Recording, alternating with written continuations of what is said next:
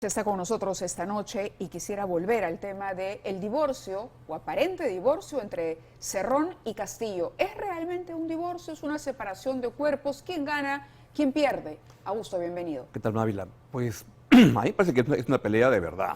No sé si estuvieron casados alguna vez, pero este Servinaco y algo pasó en el camino y era más o menos evidente lo que pasaba. Lo que el señor Cerrón decía: yo tengo una visión de un partido comunista en el mundo donde el que gana la elección es el partido y el secretario general del partido es el que corta el jamón y manda todo. Y tú, Pedro Castillo, eres nuestro delegado encargado de la presidencia. Y él decía: el partido está para corregirte cuando te desvíes. Y Pedro Castillo ha tenido un rumbo tan errático, se amistaba, se peleaba con Cerrón, pero en el cuarto gabinete fue claro que Cerrón había entrado con todo y logró colocar 6 ministros, uno de ellos al ministro de Energía y Minas, y alguien importante, colocaron al premier Aníbal Torres. El señor Aníbal Torres es el que está hoy día más perdido porque está en un grave dilema. Pero Cerrón apoyó Pero claro, el nombramiento de Torres. Al comienzo, acuérdate, cuando en la casa de Torres, cuando Torres le dice a Cerrón que hay que votar a Bellido, eso terminó en una noche con gritos y todo. Ya, eso cambió cuando Cerrón pacta con Aníbal Torres y con Castillo para que Torres sea el premier.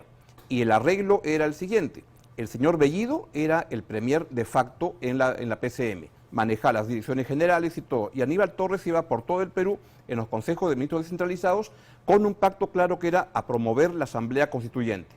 Ahí estaban todos felices, y entonces Torres era una máquina locuaz que iba hablando por todos lados, insultaba y todo, y promovía la Asamblea Constituyente. Eso se quiebra cuando viene el recambio de ese domingo en la noche de los 4 ministros, el más importante, el de Energía y Minas. ¿Por qué los habrá cambiado Castillo? Sabe Dios, pero lo evidente es que el ministro Palacios era alguien que promovía el conflicto en las Bambas. Yo cuando he escuchado al embajador chino en esa entrevista que dio en Gestión, a mí me parece que hay un embajador... Cuando dice que no se dará $1 más, ya no se pagará más, pero por otro lado descarta que se vaya a abandonar el proyecto. Oh, claro, ¿no? Además es un embajador que me parecía el embajador de Estados Unidos hace 40 años en el Perú, que era el que mandaba acá. Hoy en día el embajador chino parecía el CEO de la empresa y decía: no pagamos más, que el gobierno peruano investigue qué es lo que ha pasado y que ellos vean, pero la empresa no da más dinero. Y entonces se produce el cambio de ministro de Energía y Minas. Eso lo pone pero recontra furioso a Vladimir Cerrón, y entonces tiene esa primera visita, esos tweets que ponía, y luego hace la visita a Palacio de Gobierno media hora antes del voto de censura a Betsy Chávez. Y ahí es cuando le dice a Castillo: pues no somos ya camaradas, somos solo aliados. Sí, recuerdo el tuit, muy importante. Claro, y luego votan en el Congreso y votan a Betsy Chávez. Entonces, tú me votaste de ministro de Energía y Minas, yo te voto a tu ministra de Trabajo. La semana pasada lanzó un comentario a Cerrón donde dijo: recapacita, Pedro, vuelve al plan de Perú Libre, al ideario. No recapacitó. Y entonces estamos ahora donde, a mí me parece, cuando veo las entrevistas que a la congresista Katy Ugarte, o cuando escucho al presidente Pedro Castillo de responder que hoy va a dar una respuesta, sí. Oye, acá está el comunicado, ¿qué respuesta va a dar? No, el comunicado Mávila, es... te invito a una renuncia irrevocable, sí. Te estoy votando. Y si no, te inicio un proceso disciplinario. Sí. No hay mucho que pensar, te vas. Claro, ahora, en realidad la decisión está tomada y está tomada por el partido. Y Pedro Castillo lo está pensando todavía. ¿Pierde el presidente? ¿Pierde al punto de que podría, en la eventual situación extrema de la que todos hablan, de votarse una vacancia, Perú Libre apoyar una iniciativa de esa naturaleza? Sí. ¿Hasta ese punto sí? Yo creo que pierde por lo siguiente. Si es que él se hubiera peleado con Cerrón al comienzo del gobierno, en los primeros 3, 4 meses, le habría permitido, como decir, yo me desmarco de la persona que quiere plantear un programa comunista en el Perú, y eso le hubiera permitido abrir juego con otras fuerzas políticas en el Congreso y armar una estructura política de acuerdos que sea viable, que es lo que está haciendo, por ejemplo, Petro en Colombia desde el comienzo. Si tengo que conversar, tengo que ver con quién me junto, converso incluso con la derecha, va a armar un gobierno.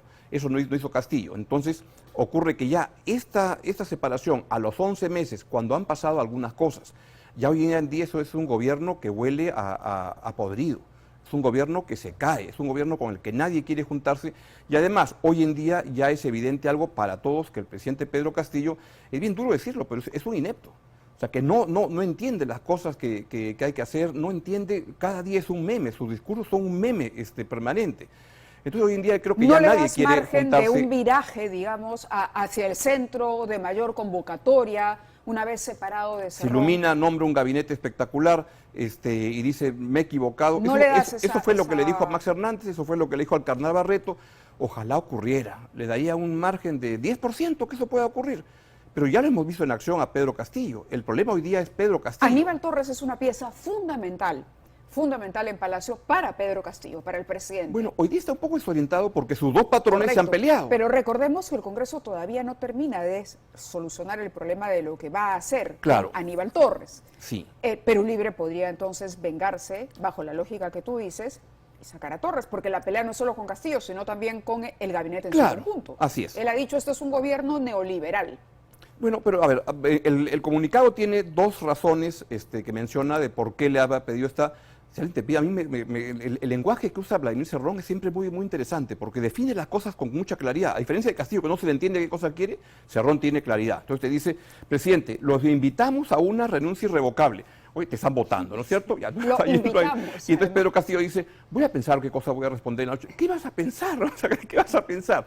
Y lo vota primero porque le ha fracturado la bancada. Y es cierto, eso sí es verdad. Empezaron con 37 y quedan 16. ¿Pero es responsabilidad de Castillo la fractura o es responsabilidad de la propia naturaleza que tenía esa bancada, que es un colectivo de muchos grupos, ¿no? Y de pronto cada grupo encuentra su identidad una vez instalados en el Congreso? Es que también había un maltrato por parte de Bellido y de Valdemar Cerrón, que son como los comisarios de Vladimir Cerrón. ¿Te acuerdas una votación que están votando en el Congreso cuando votaban con Zoom y todo, y se escucha la voz de Bellido y le dice, ya sabe, van a votar de esta manera? Y alguien le responde, votarán así tus hijos, uno de su propia bancada. Entonces ya se ve que esta agrupación ya venía con problemas porque Bellido y todos son muy mandones, muy autoritarios. Pero lo primero es que hay gente que ha estado muy molesta y han decidido abrirse y partirse. Y Pedro Castillo estuvo desde el comienzo armando una bancada, la del magisterio, con 12 personas, iban abriendo.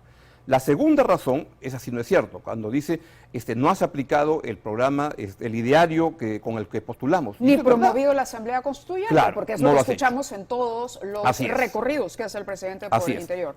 Y en cambio has aplicado el programa neoliberal. Oye, vamos, ¿qué programa neoliberal es esto? Esto no es ni de derecha, ni esto es un mamarracho que no va a ningún lado. Lo que no dice, curiosamente, el comunicado es que no menciona las acusaciones de corrupción. Yo sospecho que no querían que les hagan el meme típico de decirles, mira, que te voten de Perú Libre por corrupto es como que te voten de una orgía por mañoso. Pervertido. Por pervertido, degenerado. Entonces eso ya no lo quieren usar, que es el tema que está hoy en día mucho más candente. Ese ni siquiera lo tocan. Recordemos, ¿te parece? Vamos a buscar, porque claro, este gobierno nos ha dejado suficiente archivo en el poco tiempo que tiene para poder revisar y revisar. Escuchemos cuando el presidente hablaba del portero de Palacio de Gobierno en alusión a Vladimir Cerrón. El señor Cerrón está impedido judicialmente y no lo van a ver ni siquiera de portero en ninguna de las instituciones del Estado. Somos claros y las cosas que se ven las vemos con el pueblo, respetando al pueblo y en el marco de esta lucha no es de Cerrón ni de Pedro Castillo, esta lucha es del pueblo. Eso fue entre la primera y la segunda vuelta. Entonces se le pedía un deslinde con Cerrón y al final el portero, como he visto has titulado tu columna de mañana, el portero votó al presidente. Votó al presidente. Claro. Lo votó. Y entonces ahora la pregunta es, ¿qué es lo que sigue? Porque ya le sacó a la ministra de Trabajo, ya le sacó, lo ha sacado a él del partido, y la pregunta es, ¿qué es lo que sigue?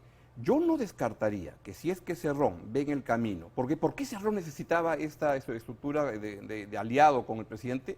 Es porque le daba un manejo del gabinete de seis ministerios, con un manejo de los presupuestos de esas dependencias, y además con un manejo que te permitía ir comprando generando adhesiones de cara a la elección que viene, con el manejo de la billetera, que es además como ha manejado el señor Cerrón, el gobierno regional de ¿Se repliega entonces Cerrón ahora a sus frentes en el interior? Pero yo diría que es peor, que si es que Cerrón ve que las cosas para su partido no le va bien para la elección que viene, no te extrañe, creo que podríamos estar viendo una vacancia presidencial con los votos de Fuerza Popular, de Vladimir Cerrón, de varios partidos, y al señor Castillo lo despachan. Entonces la hipótesis es la primera que planteaba Alonso Dávila en su nota, es que esta separación tiene que ver, o el tiempo, la oportunidad de esta decisión final que ya se venía anticipando, y que jugaba a modo de chantaje Cerrón Claro. con Castillo, esta decisión final tendría que ver con el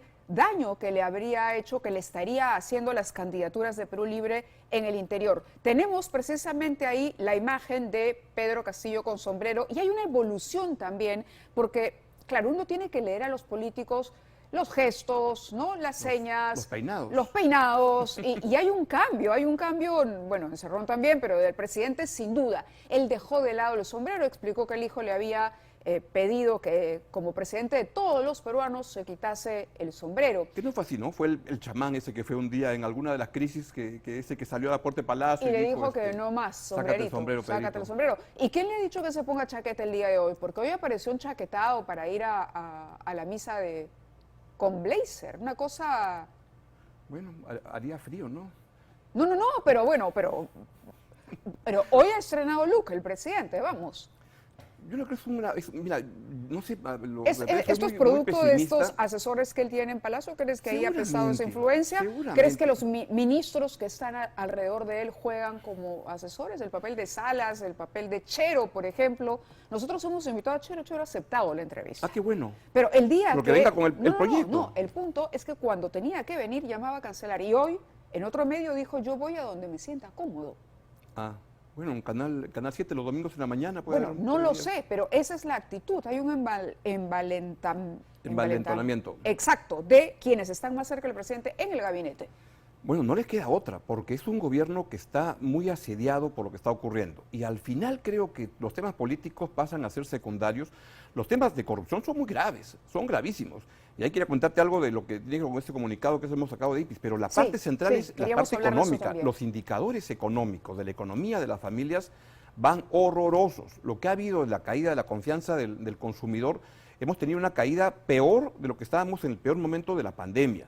En los últimos 18 años hemos descendido enormemente y eso implica que la gente come menos, que la gente está teniendo menos dinero para poder comprar comida. El 50% del presupuesto de las familias D y E se gasta en comida y la comida tiene una inflación muy, muy alta. Cuando eso ocurre y a eso le suma, si no hay pan y no tenemos circo porque lamentablemente no vamos al Mundial, cuando eso pasa la gente va a estar muy, muy apenada. Y este es un gobierno que no tiene capacidad de reacción y siento que la calle se va a mover mucho y en ese momento el próximo audio que aparezca o el próximo error presidencial, la gente es menos tolerante a aceptarlo. De acuerdo, Augusto, nos gana el tiempo para ir a una pausa. Quisiera que me acompañes todavía porque hay otro tema que debemos abordar. Por cierto, el día de mañana se ve la censura del ministro del Interior. Vamos a hacer una pausa.